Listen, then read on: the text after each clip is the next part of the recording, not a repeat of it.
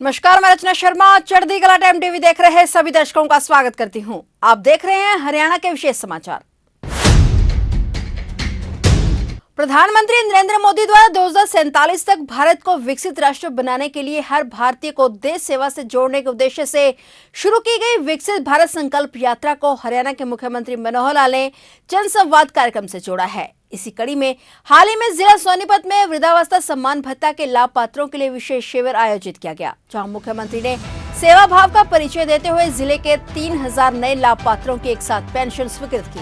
मुख्यमंत्री मनोहर लाल ने उपस्थित लोगों को संबोधित करते हुए कहा कि राष्ट्र सेवा, समाज सेवा व मानव सेवा के लिए उन्होंने प्रधानमंत्री नरेंद्र मोदी के साथ संकल्प लिया है और उसी भावना पर चलते हुए पिछले 9 वर्षों से लोगों के कल्याण के लिए कार्य कर रहे हैं। उन्होंने कहा कि वे हरियाणा की 2 करोड़ 80 लाख जनसंख्या को अपना परिवार मानते हैं और परिवार के मुखिया के नाते उनके हर दुख तकलीफ को दूर करने का प्रयास करते हैं। उन्होंने कहा कि पहले बुढ़ापा पेंशन का लाभ लेने के लिए लोगों को दफ्तरों के चक्कर काटने पड़ते थे, फिर भी उनकी पेंशन नहीं बनती थी। यहाँ तक कि 52 से 55 वर्ष की आयु के अपात्र लोग भी सांठगांठ करके इसका लाभ ले जाते थे, लेकिन हमारी सरकार ने इस प्रथा पर रोक लगाने का काम किया है और अब परिवार पहचान पत्र के माध्यम से जिस दिन व्यक्ति 60 वर्ष का होता है उसी दिन जिला समाज कल्याण अधिकारी कार्यालय से कर्मचारी पेंशन के लिए उनकी स्वीकृति लेने आ जाता है। उन्हें ऑटोमेटिक उनकी पेंशन बन जाती है। उन्होंने बताया कि मई 2022 से वृद्धावस्था सम्मान भत्ता को पीपीपी से जोड़ा गया और तब से अब तक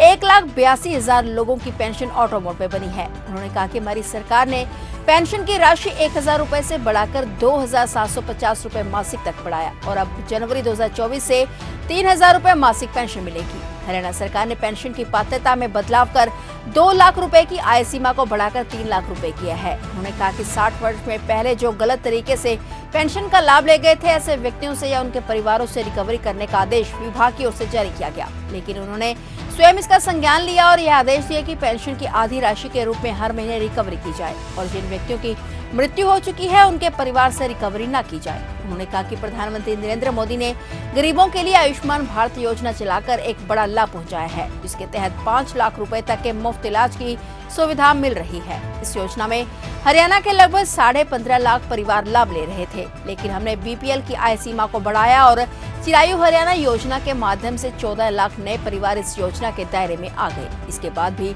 लोगों की मांग आई कि 1,80,000 रुपए से अधिक आय वाले परिवारों को भी इस योजना का लाभ दिया जाए। इस पर हरियाणा सरकार ने 1,80,000 रुपए से लेकर 3 लाख रुपए वार्षिक आय वाले परिवारों को भी इस योजना का लाभ दिया है। मुख्यमंत्री ने कहा कि परिवार पहचान पत्र के डाटा के अनुसार प्रदेश में 80 वर्ष से अधिक आयु के कई बुजुर्ग ऐसे हैं जो अकेले रह रहे हैं। इन बुजुर्गों की देखभाल हेतु वरिष्ठ नागरिक सेवा आश्रम योजना बनाई गई है, जिसके तहत सरकार द्वारा अकेले रह रहे बुजुर्गों की देखभाल इन सेवा आश्रमों में की जाएगी। सरकार ने जिला केंद्र पर सेवा आश्रम बनाने का लक्ष्य रखा है, जिसके तहत 14 जिलों में सेवा आश्रम के भवन निर्माण का कार्य शुरू हो चुका है।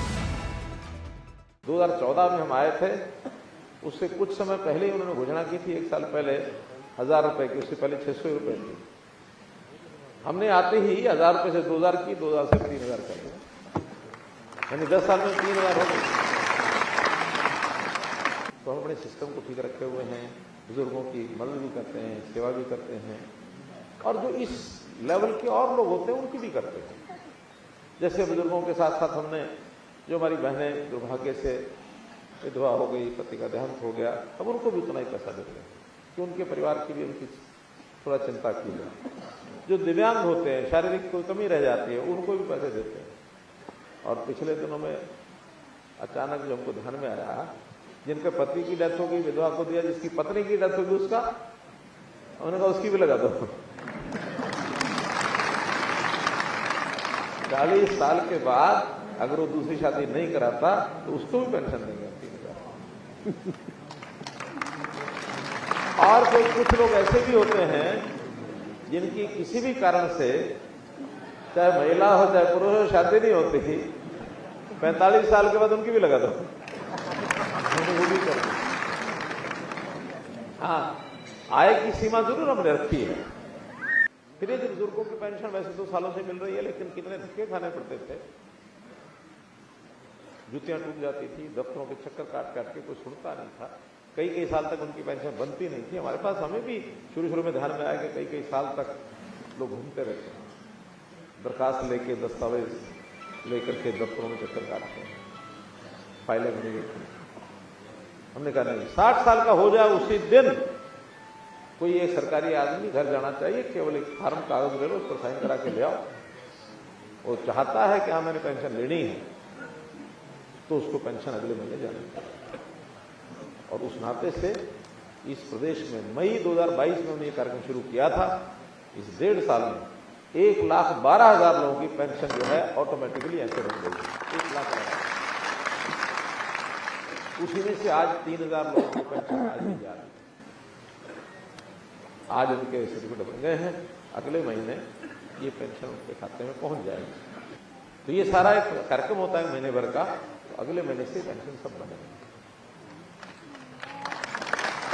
एक और भी विषय थोड़ा सा मैं ध्यान कराता हूं, क्योंकि हमारे यहाँ मीडिया के मित्र भी हैं, वो भी ध्यान कर लेंगे कि वेरिफिकेशन बहुत जरूरी है। जैसे 60 साल की उम्र हो गई कि नहीं, जरूरी है, क्योंकि 8 साल पहले हमको ध्यान में आया कि कांग्रेस के टाइम के ऊपर कुछ लोगों ने 50 साल, 52 साल, 48 साल, 55 साल को उन्होंने पेंशन बढ़वा ली, और जब उसका वेरिफिकेशन हुआ तो फिर डिपार्टमेंट ने कहा कि नहीं वापस लाओ, रिकवरी निकाल दी उनके ब्याज समेत। आखिर मैंने आके रोका, मैंने कहा भाई वापस लेने का ये तरीका ठीक नहीं है। अब जो ले गए गलती कर गए, गलती हो जाती, किसी भी हो जाती है, आगे सावधानी बरतो कि 60 साल से पहले बने नहीं। और जिनसे आप वापस मांग रहे हो, इनका जिस दिन ये 60 साल के हो जाएंगे उस दिन जो पेंशन देनी है आधी इनको देते रहो, आधी पिछले वाली काटते रहो। साथ में इनकम की एक लिमिट पहले होती थी कि जो बुजुर्ग हैं पति पत्नी, उनकी इनकम 2 लाख रुपए साल से ऊपर नहीं होनी चाहिए। हमें लगा कि 2 लाख कम है, हमने उसको आके 3 लाख कर दिया। तो किसानों की आय कैसे बढ़े, गरीबों की आय कैसे बढ़े, एक एक बात इसका विचार मोदी जी की सरकार भी करती है, हम भी करते हैं, और जनता में उसका संतोष है, खास करके गरीब जनता। इसी का परिणाम है कि कल सब लोग खुशी खुशी नाच रहे थे। यानी 3 प्रदेशों में से एक आध प्रदेश तो ऐसा है जिसके बारे में सब कहते थे ना वहां बीजेपी नहीं आएगी, और वही सबसे ऊपर निकल के आई है। तो जैसे ये हैट्रिक लगाई है मोदी जी ने, यानी 3 स्टेटों में हैट्रिक लगी। अब यही हैट्रिक जो है मई के महीने में मोदी जी की लगेगी, और फिर 4 महीने बाद वही हैट्रिक हरियाणा में भी लगनी है। तो मित्रों, मैं तो इतना ही कहूंगा कि हमारे सामने हर ऐसा व्यक्ति, हर ऐसा परिवार, ऐसा वर्ग जिसको सहायता की आवश्यकता होती है, उसके लिए नई नई योजनाएं बनाते हैं। हमने जब देखा कि फैमिली आईडी में देखा कुछ बुजुर्ग 80 साल के आयु के हो गए हैं, इससे भी ऊपर हो गए हैं, और पता लगा कि वो अकेले रहते हैं कहीं कोने में किसी कमरे में, उनका खाना पीना भी दूभर है। जिलों में हमने डीसीज को कहा कि एक वृद्ध सेवाश्रम बनाइए, और वृद्ध सेवाश्रम में ऐसे लोग जिनका अकेले रहते हैं, उनकी भोजन की कोई व्यवस्था नहीं है, उनके कपड़े, दवाई, रहना सहना जो भी कुछ है उसकी चिंता सरकार करेगी। ऐसे वृद्ध सेवाश्रम में 80 साल या इससे ऊपर के जो अकेले हैं उनको सबको वहां लाएंगे, सबको लाएंगे और वहां उनकी पूरी सेवा करेंगे, आदमी रखेंगे, भोजन की इसकी व्यवस्था कराएंगे। सब डीसीज को हमने 14 जिलों में तो इन्होंने जगह भी देख ली है, और उसके ऊपर बिल्डिंग का बनना भी शुरू हो गया है। शुरुआत करेंगे 15, 20, 25 से, फिर जैसे जैसे आएंगे लोग उस आश्रम में उसको बढ़ाते चले जाएंगे। तो ऐसे सेवा के काम ये सब करेंगे। और जो ये परिवार पहचान पत्र, फैमिली आईडी जिसका जिक्र हुआ, इसके आधार पर सेवाएं जो हैं, छोटी मोटी कठिनाइयां हैं, उन कठिनाइयों को दूर करने के लिए हमारे सारे डिपार्टमेंट, सारे हमारा चाहे क्रीड का डिपार्टमेंट है, चाहे ईडीसी ऑफिस है, चाहे सेवा विभाग है, हमारे डीसीज की देखरेख में हर काम ठीक से चल रहा है, किसी को कठिनाई नहीं आने देंगे। बीच में कुछ दिन आई थी कठिनाई शिकायत, तो लगभग 3 लाख शिकायतें आई थी, प्राय सबको रिजॉल्व कर दिया गया है। अब किसी की शिकायत आती है तो हाथों हाथ जैसा वो अप्लाई करता है, अगले 7 दिन में 10 दिन में उसको ठीक करके उसको भेज देते हैं। तो इस अवसर पर मैं आप सब लोगों को, खास करके जो बुजुर्ग हमारे ऐसे बुजुर्ग साथी हैं, बहनें माताएं हैं, उन सबको जो आज से पेंशन का एक कार्ड इनको मिला है, अगले महीने से इनकी पेंशन शुरू होगी। इनको बहुत बहुत बधाई, बहुत बहुत शुभकामना देते हुए अपनी बात समाप्त करता हूँ। बहुत बहुत धन्यवाद। हरियाणा सीएम मनोहर लाल ने कहा कि पीएम नरेंद्र मोदी ने अपनी बिरादरी में भ्रष्टाचार खत्म करने का चुनौतीपूर्ण कार्य किया है। आर्थिक, नैतिक और चारित्रिक भ्रष्टाचार से मुक्ति पाना जरूरी है। इसे हम सबको मिलकर खत्म करना है। मुख्यमंत्री मनोहर लाल ने कहा कि भ्रष्टाचार एक कैंसर है और यह भाषणों से खत्म नहीं होगा।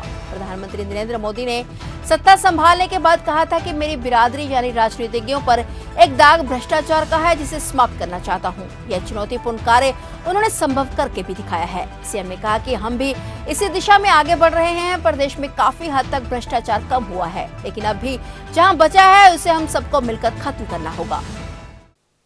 आज मुझे संतोष है इस बात का कि हमारी 1/3 भर्ती हमारे टाइम में हो गई है, जिनका एक पैसा हमने लगने नहीं दिया। आप कहेंगे इसका करप्शन से क्या संबंध है?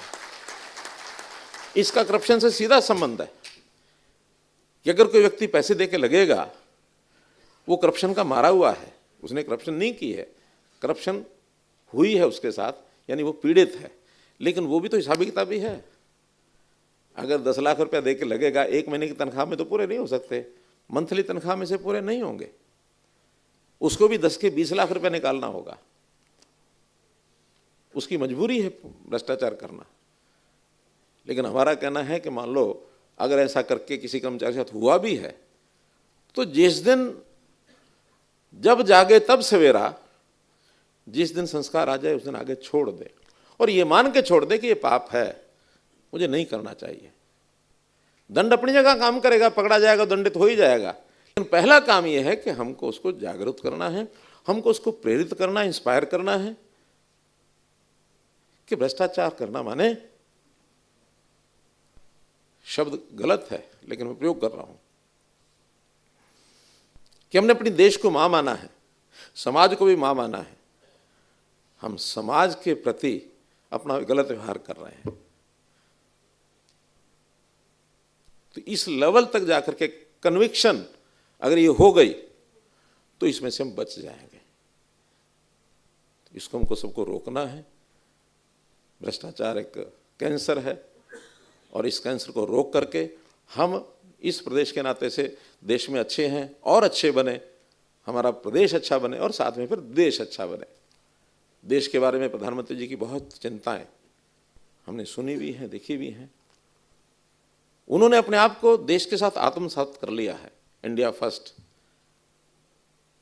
देश अगर है तो सब कुछ है। और उन्होंने इस देश को आगे बढ़ाने के लिए एक एक वर्ग को लेकर के आगे बढ़ रहे हैं। सबसे पहले नेताओं को लेकर आगे बढ़े। मिशन कर्मयोगी बहुत समय पहले वो चला चुके हैं और उन्हें ये कहा कि हम हर एक अपने एम्प्लॉय को इस ओर आकर्षित, यानी एक उनको प्रेरणा दें कि कर्मयोगी बने। और हरियाणा तो कर्मयोगियों की स्थली है। गीता का संदेश दुनिया में अगर दिया है तो हरियाणा की धरती पर ही भगवान कृष्ण ने दिया है। कर्मण्येवाधिकारस्ते मा फलेषु कदाचन। कर्मयोगी बनकर के हम आगे बढ़ेंगे तो फिर कम से कम पहला चरण आर्थिक भ्रष्टाचार, इससे दूर हटेंगे। तो ये थे हरियाणा के विशेष समाचार। और नए समाचारों के साथ फिर से हाजिर होंगे। तब तक के लिए देखते रहिए चढ़ती कला टाइम टीवी।